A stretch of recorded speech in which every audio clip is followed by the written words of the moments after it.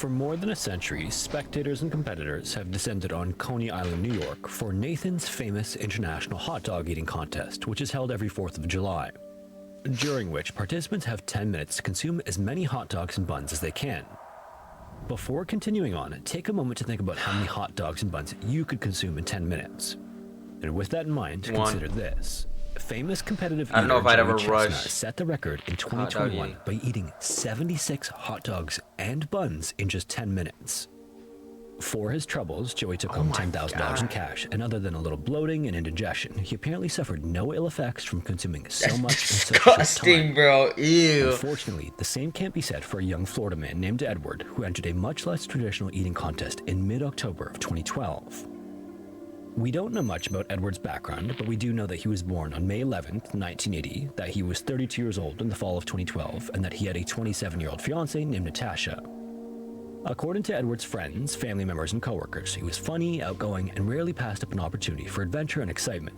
So he Maybe shoved as a result of this, the he didn't dogs spend much down time his weighing the throat. pros and cons when he heard about a bizarre contest being held at a nearby pet shop a few weeks before Halloween in 2012.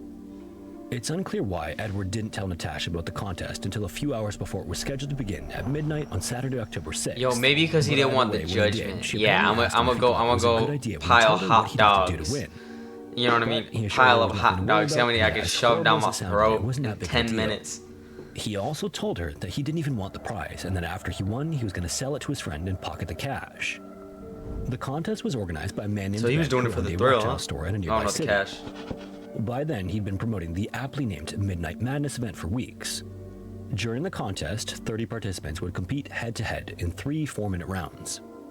In the first round, they'd consume as many live crickets as they could. In the second, they'd do the same with mealworms, but as disgusting as the first 2 rounds would be, they'd pale in comparison to the third and final round. What the fuck? For 4 excruciating minutes, when their stomachs were already full of crickets and mealworms, they'd have to suppress their gag reflexes and choke down as many 3 to So it's 4 not the inch hot dog eating cockroaches contest, as it's just humanly nasty possible. shit. Now, you might be wondering what would compel someone to participate in this contest. Money. But rather than a really awesome prize like a new car, an all-expense-paid vacation, or even $10,000 in cash, instead, the victor would take home a female ivory ball python valued at only about $1,000. What the fuck? Before leaving for the event, Edward made a last Facebook post in which he told his followers that the glory of winning was far more important than the snake or the money he'd get from selling it to his friend. Edward's snake-loving friend drove He into the doing it for contest the in thrill of Deerfield the Beach that game. night, and by all accounts, he was happy, energetic, and eager to get started when he arrived at the pet shop. After a dramatic introduction, the contest finally got underway around midnight. As expected, the first 2 rounds were either incredibly disturbing or morbidly entertaining, depending on your perspective. The spectators watched as the contestants crunched and gagged their way through piles of crickets and mealworms. Nobody knew exactly how many insects each of the contestants consumed, but everyone agreed that Edward was squarely in the lead at the end of the second round. Apparently, while the other contestants wasted valuable time chewing, he gave each mouthful a few chomps before washing it down with water. And Was to he gonna everyone's choke on a amazement, he cockroach? wasn't showing any signs of slowing down going to the last round.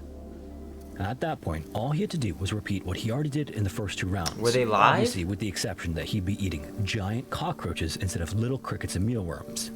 But once again, over the next 4 minutes, he diligently downed dozens of crunchy, goo-filled roaches. And when it was all said and done, Ben declared him the victor. This should have been a time for strange gloating, accepting his prize, giving a short victory speech, and doing whatever he could to get the taste of bugs out of his mouth. But as the award ceremony got underway, he stumbled away and disappeared. People listened intently as the announcer told the crowd that the winner was vomiting somewhere and that they'd all give him a congratulations when he came back. Everyone assumed that Edward would feel better when he emptied his stomach, and they'd all have a good laugh when he resurfaced to collect his prize. But after a heated bout of vomiting, Edward called 911 before collapsing on the sidewalk in front of the store. His friend eventually found him and yelled to the crowd that he needed help. We don't know how long it took for the ambulance to arrive, but Edward was barely conscious when EMTs took him away shortly thereafter. They did their best to stabilize his condition on the way, but sadly, emergency room physicians pronounced him dead just a few minutes after he was admitted. Bro, what? It goes without saying that Edward's friends, family members, and his fiancée Natasha were stunned and heartbroken by his death, and so were the other participants, spectators, and employees who were at the contest.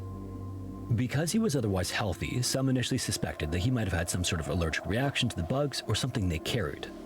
But in the end, the medical examiner determined that he didn't die from an allergic reaction. Instead, he apparently died of asphyxiation when a clump of partially chewed cockroaches that should have gone down his esophagus became lodged in his trachea.